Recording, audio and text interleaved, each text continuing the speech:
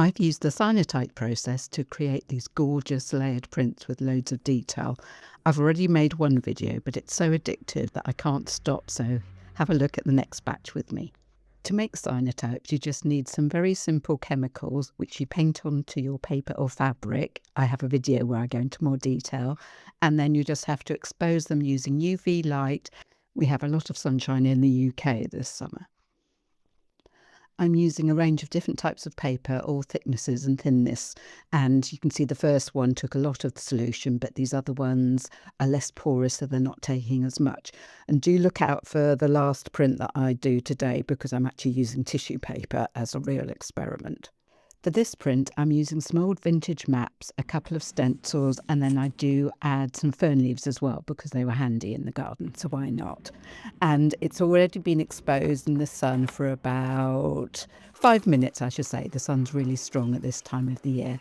And now I'm just taking them into the shade and I'm rinsing them to get all the excess solution off. I really like the combination of geometric shapes and natural forms, and I think you'll agree that you've got some gorgeous detail, but you can still see the map coming through. I did some drawings for a project all about Darwin, and I've printed these out onto transparent acetate that goes through the computer printer, and now I can use them to expose a print. This is thick watercolour paper already with some ink marks on it. And as well as the little drawings, I've added some paper circles and some metal circles that I had with my die cutter that echo some of the shapes that are already on the paper. And I use a bit of glass over the top just to weigh everything down so they don't blow away. And after a few minutes, I'm bringing it over to my rinsing tray over here, but because I'd used this for a few prints now, it was getting a little bit too green, which is the excess solution. So I took it indoors to my very dirty sink in our utility room and just rinsed off. Because this is thicker paper, it took a bit more rinsing, but you have to be careful when the paper's damp because then it can be quite fragile, although as this is quite a thick paper, it is fairly robust. And don't try and get every last bit of green out because you'll find that you'll start losing the print as well. So even though it still looks a bit green, that is the time that you take it out, and once it's dry you will see that there isn't any green in your finished print, and here it is. I love how the fine lines have just come out so beautifully, and I don't know how else you could do this effect. For this next print, I'm using another acetate of some drawings that I did of the Glanville Fritillary, and I've reproduced it so it looks like a butterfly collection. And I'm using this in several different ways with some other transparencies as well. And again, it's going into the sun for several minutes. And at this time of year, because the sun's so bright, the reaction happens very quickly. The colour turns from a sort of greeniness to a grey or even a bronze. And as I say, it just takes very few minutes at this time of year. I have got a UV lamp if the sun's not obliging. And so after a bit of a rinse in my tray here, I'm getting them out. And this one, I used both a negative and a positive image, which is why you've got the two different butterfly effects. And then the leaf was actually a printed leaf with pigment from a leaf itself. And I really like how the cyanotype solution just sort of collects into the veins. But here's all the scrummy detail on these ones. And you can see, I love that contrast between the negative and the positive shape. And here's the leaf with a message that says, "No one not deprived of their senses should go in pursuit of butterflies." See this video if you want to find out more about that story. This is another leaf pigment print that didn't come out very well, so I thought that was right for cyanotyping. And here is a transparency with some of my drawings, but combined with a letter that I printed out and turned into a print, and I used that in lots of my work. You might have seen it before.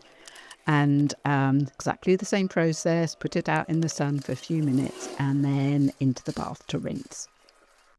Whereas when I printed over acrylic paint, which you can see in the other video, it resists the cyanotype.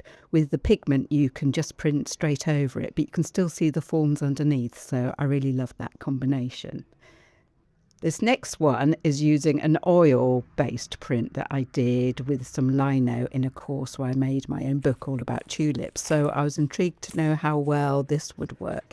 And I'm just using this simple letter that I've used lots because I just love the lines and the shapes and the marks that you get from this very fine writing. And it's been exposed for a few minutes and now it's going in to be rinsed. And sometimes you have to agitate the water a bit just to make sure everything's completely under the water to get as much of the solution out as possible. But look how beautifully this has come out, and it shows that you can print right over the oil-based inks and you get the combination of the cyanotype and the colour all together, and I love this one.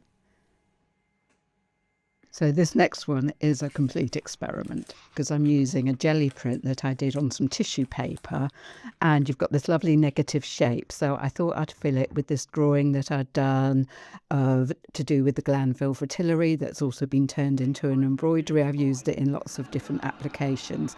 Now, it would have been sensible to have used some tissue paper that I already had that I knew was a wet strength, but this was actually came in some packaging. I can't even remember what it was, something I bought, a t-shirt or something, and it came with this, and I thought it felt strong enough, but I really didn't know if it would stand up to the process.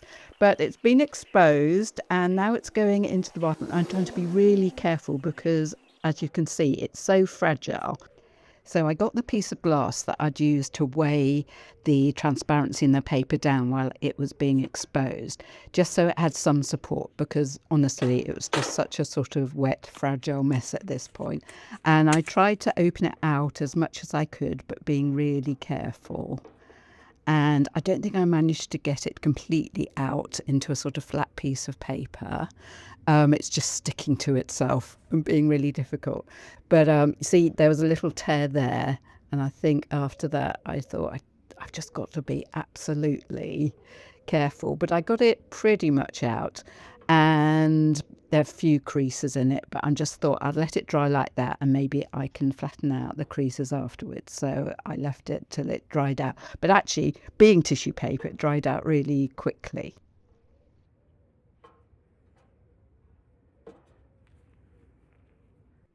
And just look how beautiful it's come out. Now it's dry, and actually there weren't any wrinkles in, and I'm just so delighted with that. So you can see the Cyanotype solution was resisted by the acrylic paint, but I've got all that lovely detail in the negative shape where it's gone onto the blank paper. And I love this so much that I'm going to be doing some more on tissue papers. So here's a good close-up at some of the prints that I've shown you today. And the more I try and experiment with this technique, the sort of more interesting ways I'm finding of using it. I think I have done it, layered it up on fabric before, and I think I'm going to do some more of that. But I love the effect on the tissue paper that I'm going to do some more. And the piece that I've done with the Darwin drawings on a piece of paper is actually part of several pages that I'm going to make into a book, and then I'm going to show you how to make a proper case binding, because somebody asked me if I do that. So that video will be along soon. In the meantime, here's my Cyanotype playlist for you to catch up on how to actually make them. And if you can't be bothered with all the chemicals, I have some kits on my website as well. So look out for that and join me again soon in the studio.